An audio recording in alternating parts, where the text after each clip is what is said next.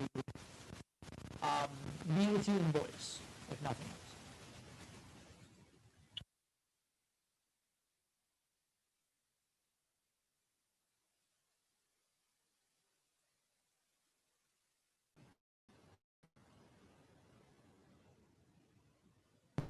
Hello.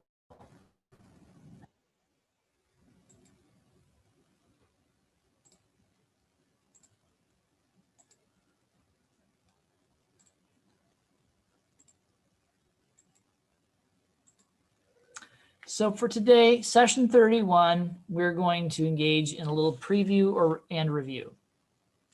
First and foremost, remember that the reflection essay, your final for this semester, is due by 11:59 on or before the 3rd, which is a little bit early, but I'd like to make sure that we can get that well in hand. If you need a brief extension to Friday, that's no problem. Just contact me.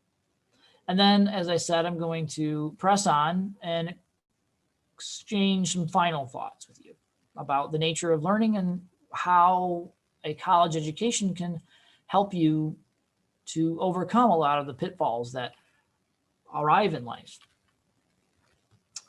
Session 31, my final thoughts. Remember that for the reflection essay, your goal is to reflect on the hard work you've engaged in all semester long and to be more ready and able to apply the concepts and skills that you've mastered over the course of the semester. In terms of the special or specific details about the assignment, it's evaluated or weighted at 25 points, which is roughly 10% of your overall grade in 111, college and career success skills. It is about 300 words or more, depending on what you need to say to make your case as clear as possible. Though with 300 words, you're talking about an equivalency of 1.5 pages. The format is the standard format that we used for the self-assessment essay at the beginning of the semester, which means you're going to use a size 12 Times New Roman font. The body of the paper should be double-spaced. And in the upper left-hand corner, in a single-spaced list, you should include your name, the name of the class, English 111 or college success strategies would be, either one would be fine, the name of the assignment, reflection essay, and the date. So hopefully 12/3 or potentially earlier. You should also include a unique title in plain size 12 Times New Roman font. So don't italicize it. Don't put it in bold. Don't put it in quotation marks. Just put it in the beginning of the essay and maybe center it on the page. Also, don't forget to include some page numbers. This week is a little bit intense for me. I have an interview this afternoon. So as a consequence, my virtual hours today have shifted a little bit. I'm going to be tied up with this meeting until about 2 o'clock. So I would suggest that you reach out to me between 2:30 and I will go ahead and extend my office hours an additional hour so that when and if the occasion arises, you can still contact me. Of course, if there's an emergency, you can contact me at any point, regardless of my virtual office hours. This Thursday and Friday, though, I'm back to the regular set of virtual office hours, which begin at 9:30 in the morning and extend to roughly 4:30 in the afternoon. Final grades are going to be due at 6 p.m. on Saturday, December 12th. Now, that's a campus-wide phenomenon. So please note my italics in the next portion. Grades should be visible and posted by December 14th, if not sooner. So some of your other instructors may be grading your papers this entire week and posting them as soon as the Monday of finals week. That's neither here nor there for our class. I think I'll be done way before December 14th also, but that should be the date in which you see them for all of your classes. So if you still have a class, whether it's this one or another outstanding class where you don't see the grade by December 14th, you may need to contact that professor or the college. So one more stop or pit stop in the road to our final session. And that's a question. Have you registered for next semester? If not, there's still time to do so. Now, registering early can allow you to plan your schedule now around your work and school schedules so that they don't conflict or create problems for you.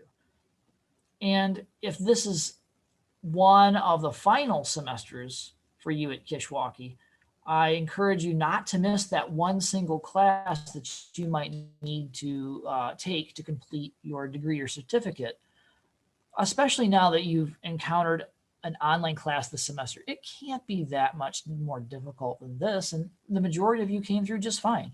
So don't neglect a last credit or a last course in a sequence because you don't think you do well in an online environment.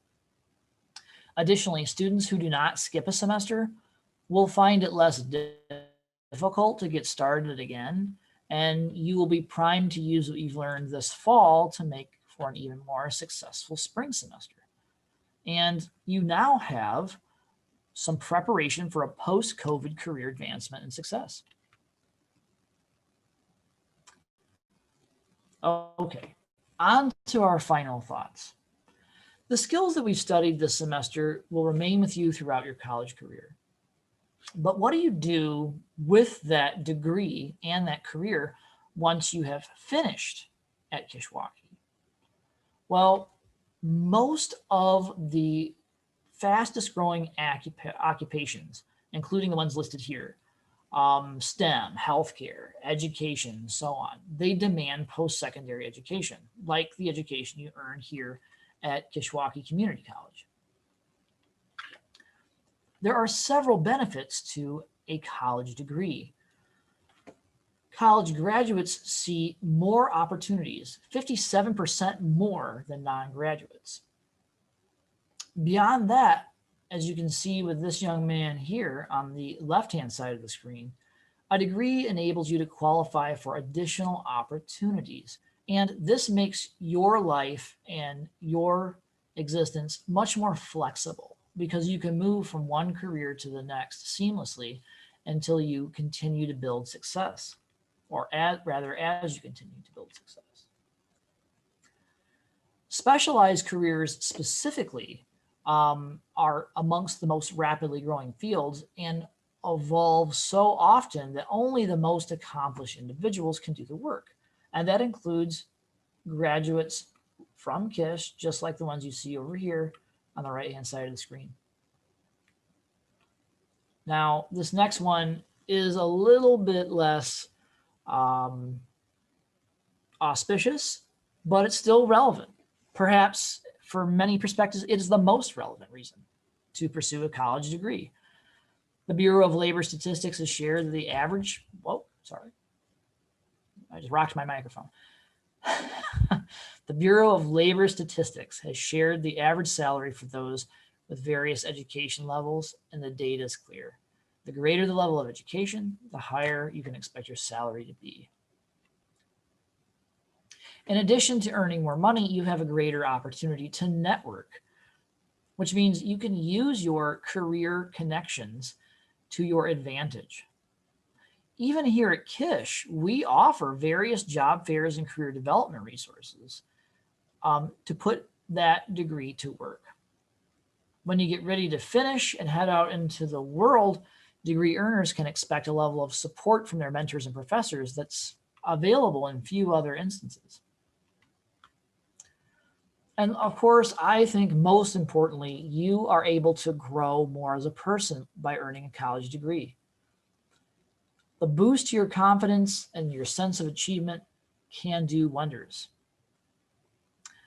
Also, life becomes much more difficult once you leave college. But part of what you do in these 2 to 4 years is learn how to overcome adversity and achieve increased happiness while also simultaneously reducing your overall stress.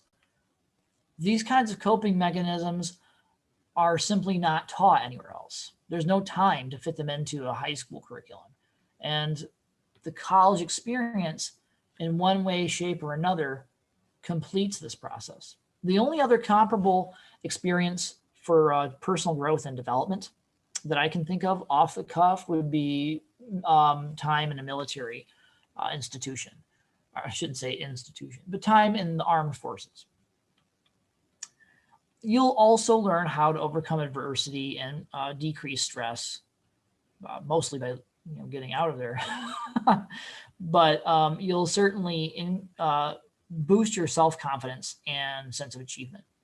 So that's another alternative that I think is comparable to college. It's still a little bit different though. One thing that is unique to college, I feel, is job satisfaction. 86%, the overwhelming majority of graduates, consider their job a career that they're going to work in for the rest of their lives. And if it doesn't seem to work out for them, their careers are not setbacks, but rather stepping stones to greater pay and more education. So when it's all said and done, of course college matters. That's the reason that we've been working all semester long. And as our journey as a class comes to an end, I encourage you to reflect on the fact that we've come a long way, but the best is yet to come. I bid my best to all of you, and I encourage you to continue learning, to stay healthy, and to make each day a day of learning opportunity. Thanks so much for your participation this semester and for your time today. I bid you all the best. Take care, everyone.